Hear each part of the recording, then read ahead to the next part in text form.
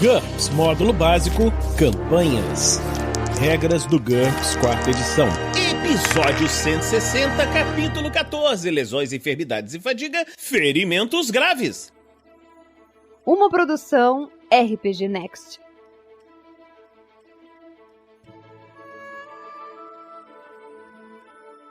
Fala galera, bem-vindos a mais um Regras do GURPS 4ª edição. Nesse episódio vamos continuar o capítulo 14. E aqui está comigo mais uma vez o Heitor, o Dressler e o Anderson. Fala galera, tudo bem com vocês? Tudo. Opa, tranquilinho. Beleza, vamos começar mais esse episódio e eu vou começar aqui falando sobre ferimentos graves. Um ferimento grave é um único ferimento que causa um valor de dano maior do que a metade do ponto de vida inicial do personagem. Se as regras de ponto impacto tiverem sido utilizadas, qualquer lesão menor capaz de incapacitar uma parte do corpo também é considerado um ferimento grave. Veja lesões incapacitantes a seguir. Qualquer ferimento grave requer um teste de HT para evitar nocaute e atordoamento a seguir. Nocaute e atordoamento. Sempre que sofrer um ferimento grave, ou sempre que for atingido na cabeça, que é o crânio, o rosto ou o olho, ou nos órgãos vitais, e sofrer o dano suficiente para provocar uma penalidade por choque, como a gente viu no episódio passado, um personagem deve fazer imediatamente um teste de HT para não ficar atordoado ou não ser nocauteado. Os modificadores são de -5 para um ferimento grave no rosto ou nos órgãos vitais, ou na virilha no caso de um humanoide macho, faz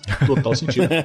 -10 para um ferimento grave no crânio ou olhos, e +3 se o personagem tiver hipoalgia e -4 se tiver hiperalgia. Lembrando que esses marcadores são cumulativos, né? Exatamente. Se você tiver um -10 aí, porque furou o olho, e o personagem também tem hiperalgia, não é -10, é -14. Nossa. É um problema, né? Uhum. Em caso de sucesso, ele não sofre nenhuma penalidade adicional à do choque. Em caso de fracasso, ele fica atordoado, veja efeitos de atordoamento também a seguir. Ele cai no chão, se não tava, deixa cair qualquer coisa que estava segurando, esse efeito é chamado de nocaute. Em caso de fracasso por uma margem de 5 ou mais, ou numa falha crítica, o personagem perde a consciência, e a gente vai ver daqui a pouco sobre retomar a consciência. Um personagem com tolerância a ferimentos, como a gente viu há muito tempo atrás, sofre efeitos reduzidos. Sem cérebro, significa que os ferimentos ao crânio, rosto e olhos não causam nocaute ou atordoamento, a não ser que sejam ferimentos graves. E mesmo assim, o teste não é feito com nenhuma penalidade especial. Sem órgãos vitais, significa que o ferimento aos órgãos vitais e a virilha não provocam nocaute ou atordoamento, a não ser que sejam ferimentos graves. Como no caso anterior, teste não sofre nenhuma penalidade especial. Homogêneo e difuso incluem sem cérebro e sem órgãos vitais. Isso aqui, no caso, ele tá falando sobre as condições, né? Os personagens que têm essas características. É um morto-vivo, máquina,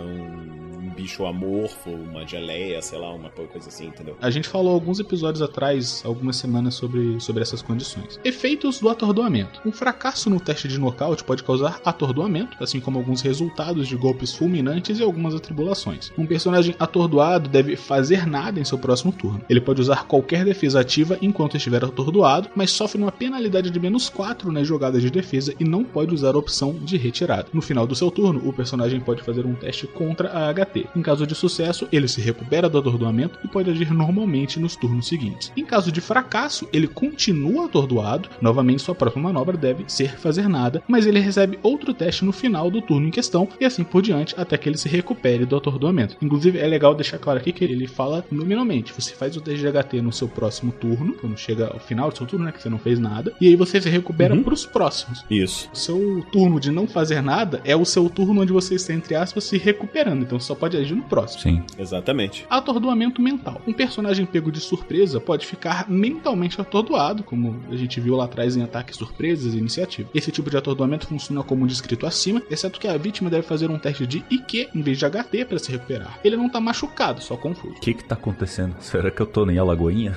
O que eu tô fazendo? Regras opcionais para lesão. As regras a seguir acrescentam realismo e dão aos heróis com perícias médicas ou habilidades de cura tarefas empolgantes para executar. Contudo, elas também requerem um nível de controle ainda maior durante o combate, e por isso são opcionais. Sangramento. Se estiver ferido, um personagem pode continuar perdendo PV em razão de sangramento. Ao final de cada minuto depois dele ter sido ferido, o personagem deve fazer um teste de HT com a penalidade de -1 para cada 5 PV perdido. Em caso de fracasso, ele perde sangue e mais um PV. PV. Em uma falha crítica, ele sangra 3 PV. Em um sucesso decisivo, o sangramento é estancado por completo. Com o sucesso normal, o personagem não sangra no minuto em questão, mas deve continuar fazendo testes a cada minuto. Se ele não sangrar por 3 minutos consecutivos, o sangramento é interrompido de vez. Caso contrário, o próprio personagem ou outra pessoa precisa fazer um teste de primeiros socorros para estancar o sangramento. Isso aí vai ter lá em Primeiros Socorros, página 424. A gente vai falar em breve. Vai mesmo, muito em breve. Cabe ao mestre decidir quais os ferimentos sangram. Ferimentos por corte, por perfuração ou perfurantes normalmente provocam sangramento. Danos por contusão, geralmente não, mas sempre há exceções, só depende da força com a qual você bate. Queimaduras leves e lesões por corrosão não sangram de forma significativa. O dano queima a carne, cauterizando o ferimento e evitando a perda de sangue. Contudo, se essas lesões provocarem um ferimento grave, considere que o ferimento sangra na forma de plasma sanguíneo até ser tratado adequadamente. Ferimentos acumulados. Normalmente é necessário que um único ferimento cause a perda de mais de PV dividido por 3 para incapacitar uma extremidade, ou mais de PV dividido por 2 para incapacitar um membro. Para um realismo ainda maior, é possível registrar os ferimentos por pontos de impacto. Nesse caso, o dano total provocado, PV dividido por 3 ou PV dividido por 2, dependendo do ponto, as incapacitam. Ou seja, se você ficar tomando porrada no mesmo braço toda hora, aquele braço uma hora vai parar de funcionar direito. Tenha em mente que isso cria um complicado registro de dano. Uma boa maneira de lidar com isso é fazer marcas sobre as partes do corpo afetadas na figura do personagem. Vai ficar parecendo o bonequinho do Fallout, né?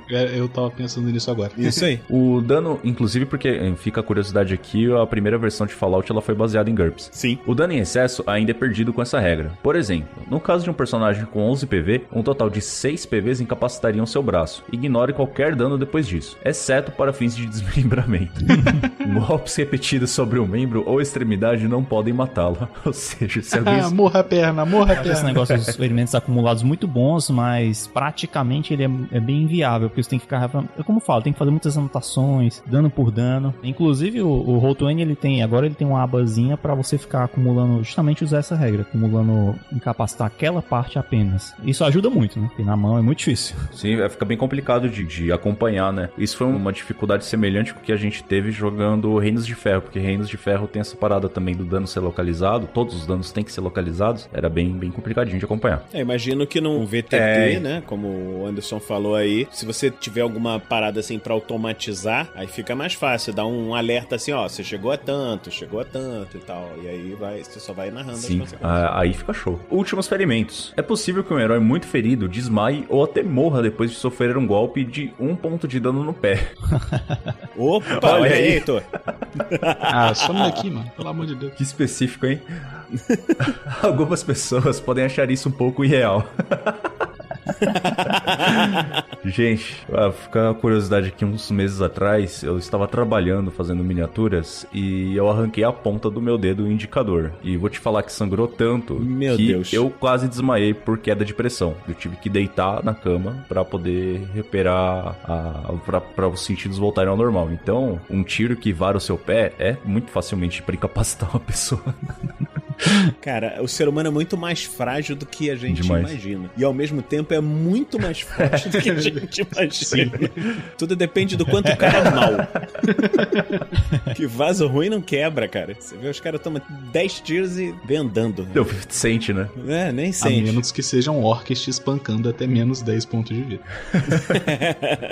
Menos 10 vezes, né? Não é menos 10. Menos 10 vezes. Para essas pessoas, apresentamos a seguinte regra opcional. Quando o personagem está com menos de 1/3 do seu PV restante, ele pode ignorar totalmente qualquer ferimento em um membro ou extremidade, a não ser que A. seja um golpe fulminante, B. seja dano suficiente para incapacitar a parte do corpo em questão, ou C. sofra um dano maior ou igual a 1/3 do seu PV de uma vez só. Aí fica mais cinematográfico, né? Aquele negócio tá doendo tanto que uma picadinha de uma abelha não vai mais nem fazer diferença. É o cavaleiro lá do Monty Python em busca do cálice sagrado. É Just a Flash Wound.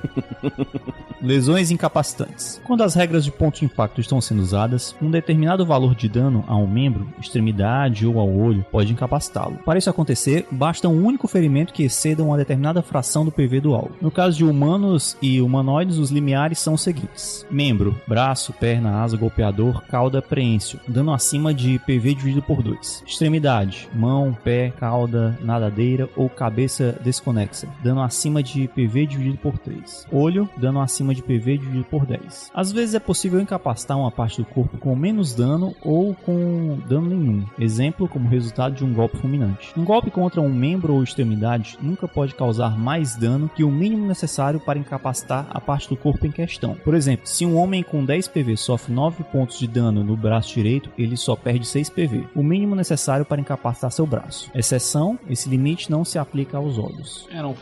Eu tava justamente pensando, eu ia fazer o complemento de, mas caralho, no olho isso não se aplica, né? Porque se toma uma flechada no olho, okay. A parada vara pro outro lado. Mas aí, mais uma vez, o livro faz questão de corrigir. Já tá especificado, né? Nunca duvido. Quando você acha que não. Exato. É muito fácil ficar cego, hein? Desmembramento. Se a lesão causada a um membro do corpo antes da limitação acima for pelo menos o dobro do necessário para incapacitá-lo, o membro não terá sido somente incapacitado, mas destruído. Um ataque que causa dano por corte ou uma explosão são capazes de separar um membro ou extremidade do corpo. De outro modo, o membro ficaria irrevogavelmente esmagado, queimado e etc., incapacitando membros adicionais. Estado do paciente. Os hospitais muitas vezes descrevem o paciente como estando em condições boa, normal, grave ou crítico. A seguir, descrevemos como cada um desses termos se encaixa em GURPS. Boa, sinais vitais estáveis dentro dos limites normais. Indicadores excelentes. O paciente está consciente. Ele possui metade ou mais de seus pontos de vida inicial. Por exemplo, um humano normal, com 10 pontos de vida, com 5 a 10 pontos de vida. Normal. Sinais vitais estáveis e dentro dos limites normais. Indicadores favoráveis. O paciente está consciente, mas com desconforto moderado ou grave. Ele tem pelo menos um ponto de vida, mas menos do que metade dos seus pontos de vida iniciais. Exemplo, a mesma pessoa com 1 a 4 pontos de vida. Grave. Sinais vitais possivelmente instáveis ou fora dos limites normais. Indicadores questionáveis. O paciente está gravemente ferido ou profundamente enfermo e pode estar inconsciente. Ele está com 0 pontos de vida ou menos, mas acima de uma vez pontos de vida inicial. Por exemplo, a vítima com 0 a menos 9 pontos de vida. Crítica. Os sinais vitais instáveis e fora dos limites normais. Indicadores desfavoráveis. O paciente possivelmente está inconsciente e pode não sobreviver. Ele está com menos uma vez pontos de vida inicial ou menos. No exemplo, o mesmo paciente com menos 10 pontos de vida ou menos. Porra, mas aí aquele boa ali tá meio fora, né? Não, é o cara que... O cara tá com metade dos pontos de vida inicial, O cara pode ter, sei lá, tomado um tiro, de raspão, beleza. Caralho, o cara não tá bem, não, tá bem, Se for de raspão, tá bem. Que isso, gente? Sim, cara. Você muitas vezes vê pessoa assim, tomou facada, grave, assim, você olha assim, caralho, o cara tá fudido. O cara tá nem sentindo, entendeu? Eu caí de moto, quebrei o cotovelo e voltei pilotando pra casa, Heitor. Mas aí você tá no erro, né, André? Mas aconteceu. Bom, pensa o preço do guincho da Zona Oeste de São Paulo até Santo André, gente. É muito longe. Não é nada. É só um arranhão. É o momento em que descobrimos que o Dressel era mau. Penalidades temporárias de atributo. Choque, atribulações e outros fatores podem reduzir temporariamente os valores do atributo de um personagem. Reduções na ST afetam o dano causado com armas motoras. Penalidades na IQ se aplicam igualmente à percepção e vontade. Entretanto, não há outros efeitos sobre as características secundárias. Por exemplo, reduções na ST, DX e HT não afetam os pontos de vida, velocidade básica, deslocamento básico ou pontos de fadiga. Eu acho melhor deixar porque ele ilustrou a fadiga, né? A fadiga chega. Exato. Muito bom. Uma penalidade a um atributo sempre reduz os níveis de habilidade das perícias governadas por atributo em questão pela mesma razão. Por exemplo, menos 2 em IQ resulta numa penalidade de menos 2 em todas as perícias baseadas em IQ, assim como nas perícias baseadas em percepção ou vontade, uma vez que suas reduções de IQ reduzem a percepção e a vontade. Exceção: reações defensivas, que não exigem uma manobra, como as defesas ativas, testes de resistência, verificações de pânico, etc., nunca sofrem penalidade devido a reduções de atributo. Por exemplo, menos 2 em DX não afeta bloqueio, esquiva ou aparar. Observe que a perda permanente de um valor de atributo requer um novo cálculo de todos os atributos secundários e perícias que se baseiam nele. É aí que o VTT ajuda, né? Coisas temporárias. Incapacitando membros adicionais. No caso de personagens com mais de 2 membros do mesmo tipo, como braços, pernas, etc., um golpe incapacitante é qualquer um que pode provocar uma quantidade de dano maior que o PV, dividido pelo número de membros do mesmo tipo. Dessa forma, no caso caso de um personagem com 4 braços, por exemplo, um golpe que provocar mais do que PV sobre 4 pontos de dano incapacitará um braço. No caso de personagens com mais de 2 extremidades do mesmo tipo, como mãos, pés, etc., um golpe incapacitante é qualquer um que pode provocar uma quantidade de dano maior do que PV, dividido por 1,5 vezes o número de extremidades do mesmo tipo. Dessa forma, no caso de um personagem com 4 pés, um golpe que provoque mais de PV dividido por 6 pontos de dano incapacitará um pé. É bom a gente anotar isso aqui pra quando a gente for brigar com as formigas, né? Eu tô pensando nisso no caso de uma hidra, mano. Porque a hidra já vai ter no mínimo 5 pescoços. Aí você vai cortar um. Isso é uma coisa interessante. No caso, o pescoço ele não é considerado um membro. Eu tive essa dúvida ultimamente, mas o pescoço ele não é considerado um membro. Tanto que ele só cita realmente braços, mãos e pés. Tudo bem, agora você quer dar o contexto de por que você tava se questionando se o pescoço era um membro? Na última jogatina que teve da minha mesa, houveram pelo menos umas 5 decapitações e aí o VTT ele não tava dando como incapacitante, né, os golpes, justamente por isso, porque não são membros. Entendi, então não se aplica a hidras. Efeitos de lesões incapacitantes. Qualquer lesão incapacitante também é considerado um ferimento grave e requer um teste de HT para verificar nocaute e atordoamento. Ver nocaute e atordoamento estou na página 420, a qual a gente acabou de falar. Abaixo seguem alguns exemplos adicionais específicos relacionados a algumas partes do corpo. Todos esses efeitos também se aplicam ao desmembramento. Eles duram até a luta terminar e possivelmente ainda mais tempo. Ver duração de lesões incapacitantes na página 422, que a gente vai falar daqui a pouquinho. O personagem deixa cair qualquer coisa que ele tinha na mão. Se ele estava usando 2 ou mais mãos para segurar o objeto, deve fazer um teste de DX para não deixá-lo cair. O personagem não pode segurar mais nada, por exemplo, uma arma, na mão em questão. Ele ainda pode usar um escudo no braço da mão incapacitada, ao usá-lo para bloquear, mas não atacar com ele. Até ser curado, ele adquire a desvantagem maneta, uma mão, ver na página 148, lá atrás. O escudo, no caso, é porque tem escudo que prende no braço, né? Então ele não fica... Dá pra amarrar, ele não precisa ficar segurando o escudo. E outra coisa que eu fiquei pensando aqui, se você incapacitar o braço, não necessariamente a mão, a pessoa ainda consegue segurar, mas ela não vai conseguir manejar o braço pra executar uma ação com aquela coisa, né? Braço. Acontece o mesmo que no caso da mão incapacitada, mas ao passo que alguém com a mão incapacitada pode ao menos portar um objeto na curva do braço. Alguém com o braço incapacitado não pode carregar nada. Olha aí. Ele não deixa cair o escudo. O GURPS é implacável, pô. Ele não deixa cair o escudo do braço, a menos que o braço seja cortado fora, mas não pode usá-lo para bloquear. Além disso, como o escudo fica pendurado à frente dele, o bônus de defesa é reduzido em 1. Até ser curado, ele adquire a desvantagem maneta, um braço, página 148. É isso, fica aquele bracinho do Wood, mole, você bota na frente, ainda vai te dar alguma defesa, mas não vai ser muito útil, né? Uhum. É legal notar que a desvantagem maneta tem 2 estágios, né? Tem a maneta uma mão e o maneta um braço. O pé. O personagem cai. Ele não é mais capaz de ficar em pé e andar sem uma muleta ou alguma coisa a qual se apoiar. Ele ainda pode lutar se conseguir se firmar contra uma parede. Se não tiver nada contra o que se apoiar, ele pode assumir a posição de joelhos ou sentado até ser curado. Ele adquire a desvantagem deficiente físico, perna incapacitada, lá da página 130. Perna. O personagem cai. Ele ainda pode lutar se ficar sentado ou deitado até ser curado, e ele adquire a desvantagem deficiente físico, perna faltando, página 130. Aí, eu tava me perguntando aqui no caso de criaturas que tem mais do que 2 pernas, sei lá. No caso, ele não vai cair, né? Aí consegue manter, né? Talvez, dependendo da estrutura física do corpo. Eu acho que tem que ver caso a caso na hora da... Ele vai falar mais à frente, provavelmente, sobre essa parte da perna, das 3 pernas. Possivelmente. Só um comentário sobre essa questão da incapacitação da perna. Eu já presenciei umas 3 desmembramentos de perna, e por incrível que pareça, todos eles foram feitos pelo próprio personagem em falhas críticas. Caralho, que bom que você especificou que era personagem. Eu já ia perguntar, caralho, maluco, onde você tá frequentando, Eu trabalho no Coliseu. Inclusive, na última vez que isso aconteceu, o jogador ele quis continuar com o personagem. Aí a gente arrumou uma muleta pra ele e ele utilizava uma espada e escudo, mas ele, no caso, deixou o braço e escudo pra ficar segurando a muleta e ficou lutando só com a espada e o deslocamento reduzido, no caso. Foi bom, foi muito bom. Caraca, o bicho é bravo.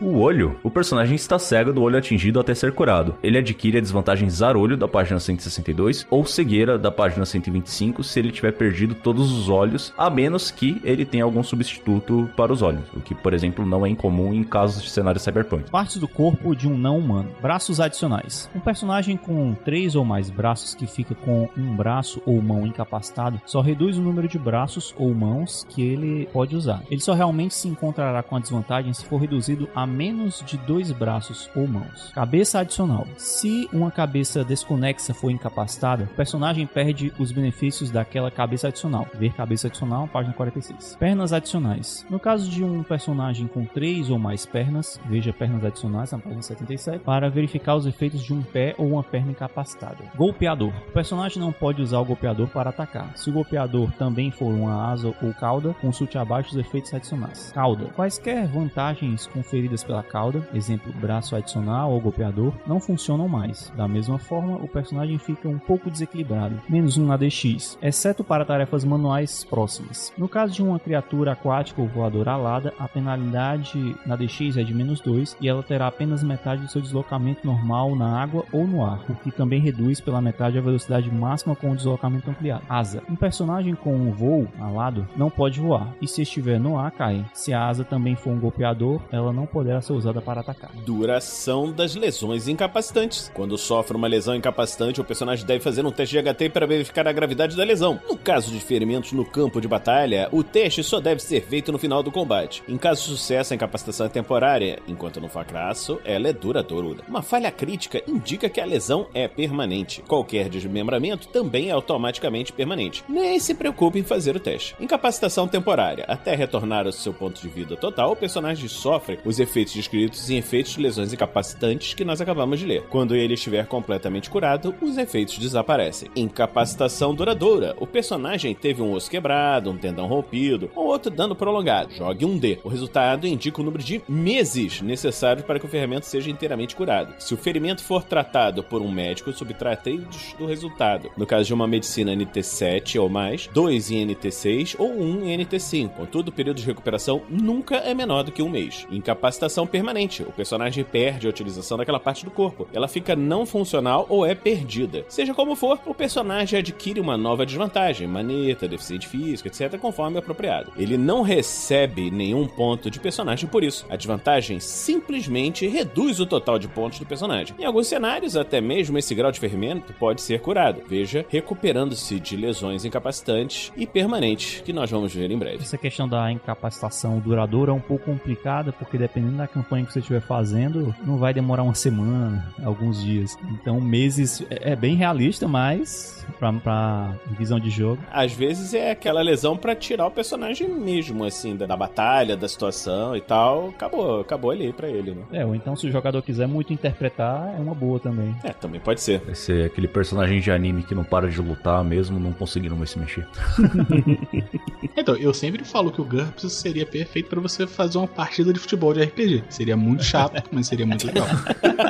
Capacitação duradoura é isso aí, pô. É problema na adutor, problema no menisco, problema no joelho, ligamento cruzado. Fudeu, pô. Ferimentos fatais. Se fracassar num teste de HT pra evitar a morte por uma margem de 1 ou 2, o personagem não simplesmente cai morto, mas ele sofre um ferimento fatal. Ele não morre. Você tenta e o personagem não morre.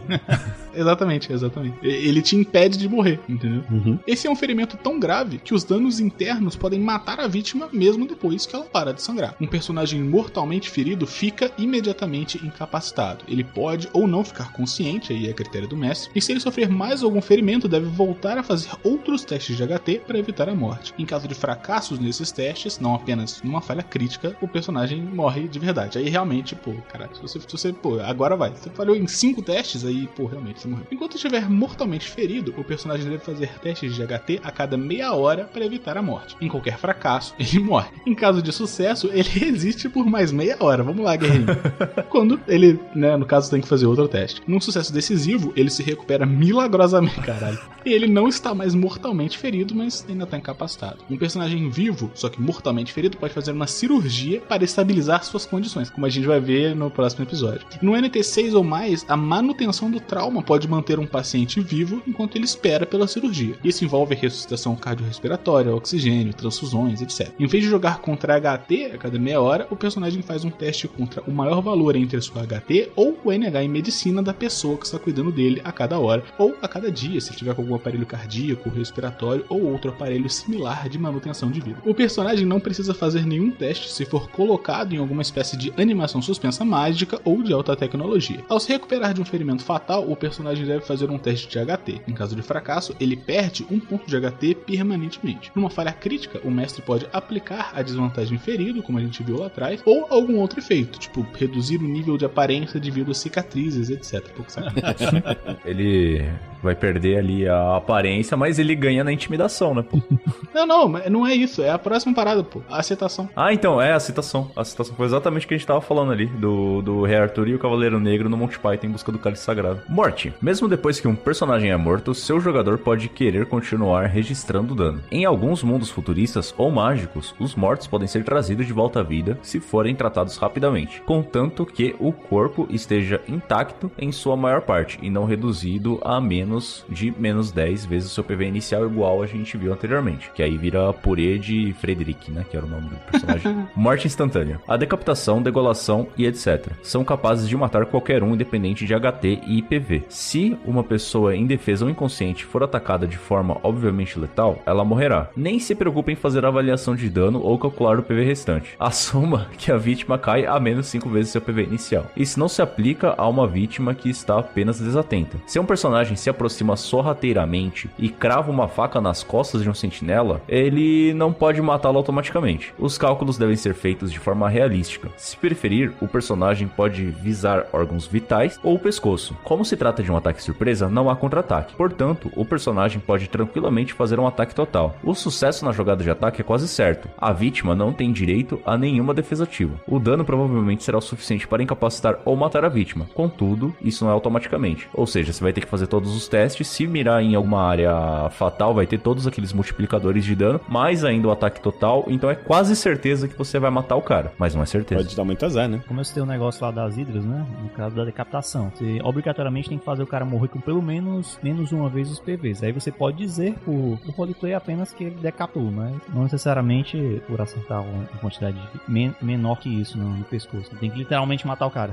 E últimas ações. Quando um personagem do jogador ou um personagem do mestre importante é morto de uma forma que não seja repentina ou cabal, como uma explosão, o mestre pode permitir uma última ação. Se esta for um último golpe contra um inimigo, não deve durar mais do que um turno. Se for uma última fala, o mestre poderá esticá-lo um pouco para produzir um efeito dramático. Isso não tem nada a ver com a realidade. É só divertido. Divertido mesmo. Não, GURPS não é sobre diversão. Eu me recuso a usar essa regra. Tem um filme que é o Kung Po, se eu não me engano, que tem uma cena que o cara tá morrendo e ele repete umas 5 vezes, ele faz a última frase, repete umas 5 vezes, ele faz isso, fala a última frase, E depois ele aparece vivo. Aí o cara ainda fala, ué, mas você não tava morto? Ele, não é só porque eu fiz, que eu morri, né?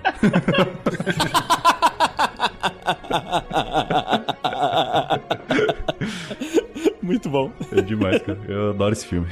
Então, estamos terminando aqui mais esse episódio do Regras do GURPS, quarta edição. Esperamos que você esteja gostando dessa série. Se você está gostando dessa série, pode nos considerar nos apadrear em picpay.me/rpgnext ou em www.padrim.com.br/rpgnext. Pro pessoal que tá aqui ouvindo a gente, Heitor, você quer deixar algum recado? Eu deixo o mesmo convite da semana passada, que é pro pessoal dar uma olhadinha em @HeitorFaraga na Twitch, onde eu tô fazendo minhas lives, jogando umas paradinhas, principalmente FIFA. E Deus abençoe, futebol é RPG sim, e eu posso provar.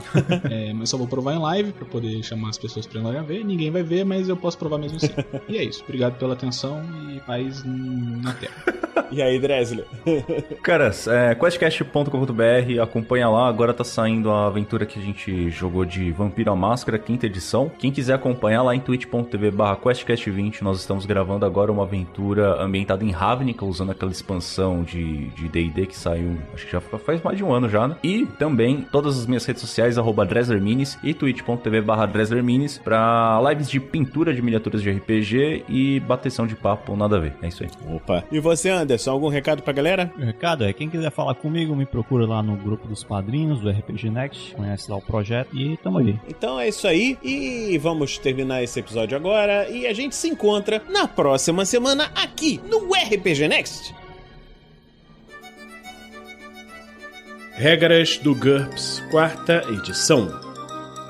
Músicas por Kevin MacLeod e Scott Buckley. Uma produção RPG Next. A sua alegria em falar Ferimentos Graves é foda. Sim, eu tava pensando a mesma coisa. Isso aí depois tem que ficar no bloopers. Os bloopers no final. No finalzinho lá pra deixar. Edição Wilken Pérez.